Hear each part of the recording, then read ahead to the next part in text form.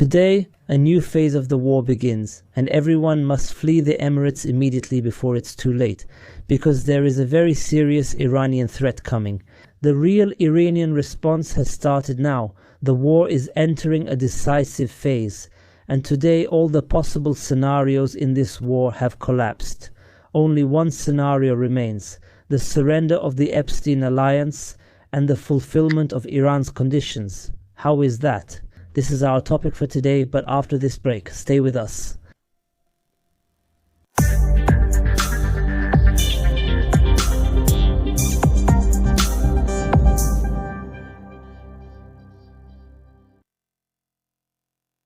Peace be upon you and God's mercy and blessings, and welcome to all of you today in this new episode, God willing, from the series of opinion episodes which we always dedicate to keeping up with the latest developments in this war taking place in the Middle East between Iran and the Epstein alliance. Our topic today starts with this dangerous escalation that began this morning. It is now clear that Iran has significant missile capabilities and thousands of ready targets, but it is not using all its cards, nor is it using all these targets. Instead, it is just waiting for pretexts. After the Epstein coalition reached a stage of frustration and there were no longer any military targets left to strike in Iran, it began targeting Iranian infrastructure. That is why there was a swift and decisive response from Iran, as it also targeted Israeli infrastructure. Last night, in one of the strongest attacks ever, Iran used its most powerful ballistic and hypersonic missiles, such as Fatah, Khorramshahr and Khaybar-Shikan. But what's new today, and dangerous for some Gulf countries, is that this Epstein alliance targeted an Iranian bank. It targeted an Iranian bank, meaning it has now started targeting financial and economic facilities in Iran. And this is very dangerous for the entire region, not just for America, because the spokesperson for Khatam al-Anbiya construction headquarters came out urgently in a statement and said that the Epstein alliance, this gave Iran the green light to target financial centers and banks belonging to America and Israel in the region. And he said, in the region, he didn't say in Israel, he said in the region in general, meaning that today they have given enough cover for Iran to start targeting these financial institutions. So in this war, Iran is relying on a strategy of retaliation, an eye for an eye, and what's dangerous today is that the Iranian Revolutionary Guard has sent a warning to all citizens in all countries of the region to stay away from American banks. By a distance of 1 kilometer, and pay close attention here, the warning was not just to stay away or to keep a few hundred meters away. Iran specified the distance. They said 1 kilometer. And this means that the response will be devastating. The response won't be with suicide drones, but rather with missiles carrying massive warheads weighing more than a ton. This requires every citizen of the Gulf countries to stay at least 1 kilometer away from these banks. So, dear viewers, what is noticeable in this warning is that it is mainly directed at one country in the region, the Emirates. Why do I say this? Because the Emirates is full of American and Israeli banks and financial institutions there in the region. Dozens of American banks are spread across Bahrain, Qatar, Saudi Arabia, Jordan and Lebanon. But when we talk about the Emirates is full of American banks like Citibank, like JP Morgan, Bank of America, Morgan Stanley. And the dangerous thing is that these banks and these financial institutions are spread throughout the malls, like Mall of the Emirates. They're in Dubai Towers, in Abu Dhabi Towers, in all the financial centers in Dubai and Abu Dhabi. And this raises a very important question about the possibility of seeing, Iranian strikes on these towers, especially since the spokesperson for the Khatam al-Anbiya headquarters in Iran clearly said, wait for a harsh response, and it doesn't stop there. Tasnim news agency, which is affiliated with the Iranian Revolutionary Guard, published a list of American offices and companies. Here, we're not talking about banks, we're talking about American companies that have been declared new targets by the Revolutionary Guard. Why? What did they say? Because they provide the American and Israeli armies with military technologies and applications, making them legitimate targets. So what are these companies? We find famous global companies like Microsoft, like Palantir, which provides artificial intelligence applications to armies like IBM and Nvidia. So all these companies have headquarters where? In Dubai and Abu Dhabi. Therefore, this gives the impression that the UAE will be completely burned. If this war doesn't stop now, because the war is escalating dangerously, the war is expanding in a very terrible way. At first we were talking about strikes targeting military bases, but now we're talking about fuel tanks, banks and technology companies. So what comes next? It's very serious. Today, the spokesperson for the Iranian army, Abul Fazl Shekarchi, made a strange statement, really. Why? Because he demanded. Through this statement, he called on all the countries of the region and all the people of the region, especially Muslims, to cooperate with Iran. In what way? By identifying the American and Israeli presence in these countries? He explained why. He said, so that Iranian attacks can be more precise and more effective, and he said this would also help spare civilians from any harm. Shekarchi said that in this way the population in these countries would be safe from the devastating Iranian strikes. I think this shift will make everyone flee today from the Emirates. At least they will escape through the border crossings to Oman or to Saudi Arabia, because these countries are the safest today. Why? Because they are vast lands and are not economically tied to the Epstein alliance, unlike the Emirates. The Emirates are all Epstein companies, and today this is mentioned so that everyone knows. Escaping the Emirates by air is now impossible. All available flights from within the Emirates are now fully booked, and the cost of urgent escape by private jet has exceeded $250,000 for anyone who wants to flee. The situation is very serious for the Emirates, because I believe that things will get worse if this war doesn't stop urgently.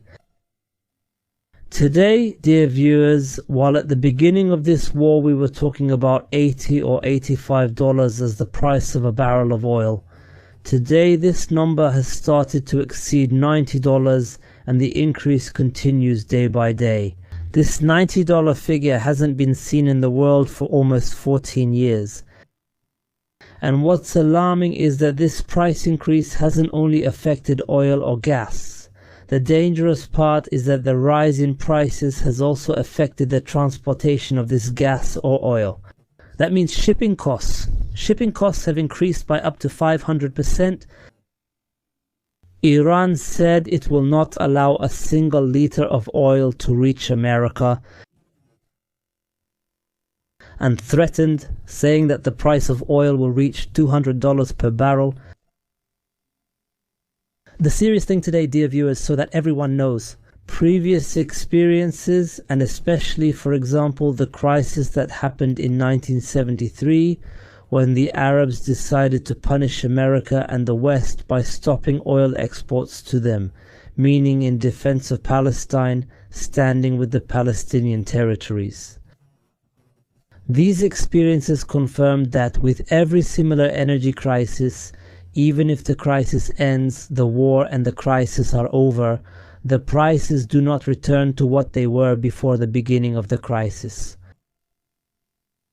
The crisis that happened in 1973 is what made a number of countries start building and developing nuclear power plants. All the nuclear power plants in a number of countries like France or America, for example, were opened in the late 70s or during the 80s. So after this crisis, it was this crisis that made them look for an alternative for electric energy. Today, I also believe that this crisis will push the rest of the countries that have not yet relied on nuclear energy to enter this field. It will be the reason because this crisis will continue for its own reasons, since international prices of oil and gas will not return to what they were, so it will be necessary for them to move in this direction. The important thing today, dear viewers, is that there is a very important point to mention. Today it has been 12 days since the beginning of this war, and every time the Iranians used to say that the real response hasn't started yet. They say the real response will be strong and decisive, but today there were statements that might actually announce the signs of the beginning of this decisive response. For example, the official spokesperson for the Khatam al-Anbiya headquarters made a statement today saying that the policy of mutual strikes is over. He said, now we are starting a new phase, a phase in which continuous strikes will be carried out. This means that previously there would be an airstrike from the Epstein alliance against Iran, and then Iran would respond with a missile strike and so on. But now Iran says it is starting a new phase of this war, so that the Iranian strikes will continue without stopping. They won't wait for a strike from the Epstein alliance or anyone else. These strikes will keep going. Also, Iran's foreign minister Abbas Araghchi posted a tweet that was clearly directed at the Israelis. What did he say? He said that this is just the beginning, meaning that now we are just getting started. He said that now there is widespread destruction in Israel, and that there are leaders who are afraid, hiding secretly and avoiding appearing in public, and that there is great tension among all these Israeli leaders. And despite all this, he said that Netanyahu doesn't want you to see the extent of the losses caused by the Iranian missiles. He said that this is why Netanyahu is preventing you from filming, because there are huge and significant losses. So it's clear that we are really entering a new phase of the war. Pay close attention, because now America has only one option left: to stop the war according to the Iranian conditions. When this war started at the beginning, there were 4 possible scenarios that could have ended this war. Now, only one scenario remains. The first scenario was a repeat of the Venezuela scenario, meaning the assassination of the supreme leader Ali Khamenei along with top military commanders, and then putting Iran in front of a fait accompli so that it would surrender, which would mean bowing down and submitting to American demands. But this scenario failed from the beginning, even though the most important part of it was achieved when Ali Khamenei and some commanders were assassinated.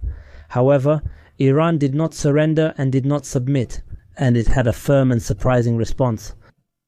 There was a second scenario after the assassination of Khamenei and the failure of the first scenario. A popular uprising would be pushed from within, involving separatist movements like the Kurds, and possibly implicating some countries in the region. So they would engage in a ground war against the Iranian army. A proxy conflict aimed at overthrowing the regime. That was the scenario, but it also failed miserably. It turned out that it was impossible for it to succeed, even if it had been carried out. There was also a third scenario, sending in American special forces. These forces, which are currently deployed in several countries in the region, they say could be sent to carry out landing operations and take control of vital sites inside Iran. That means places like the television headquarters, the presidency, the parliament, and so on. Then, they would announce the collapse of the regime and declare the appointment of the former Shah's son, Pahlavi, as the interim president of Iran. So it turned out that this plan is also completely impossible and will not succeed. With the presence of these million-strong forces spread throughout all the streets, the Iranian people's unity also remained intact.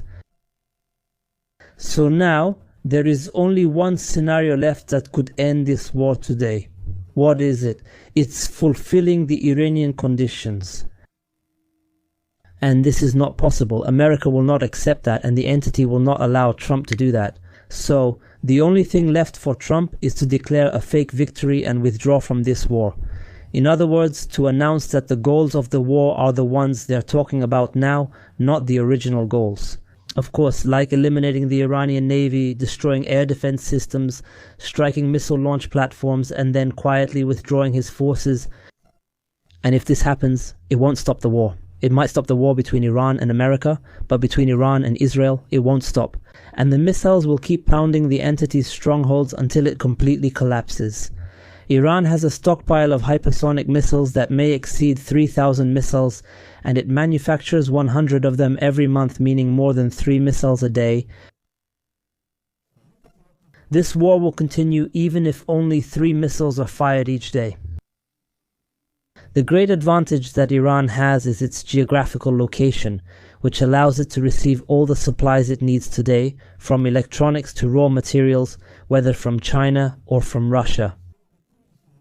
Even while it is deep in this war, the war is long-term, and Iran's strategy in this war so far is very successful if Israel does not announce its surrender now and fully meet Iran's conditions. I believe that the scenario of demise will happen soon, and I think that Trump in the end will somehow turn against Netanyahu and sacrifice Israel in order to protect and preserve America's interests in the region.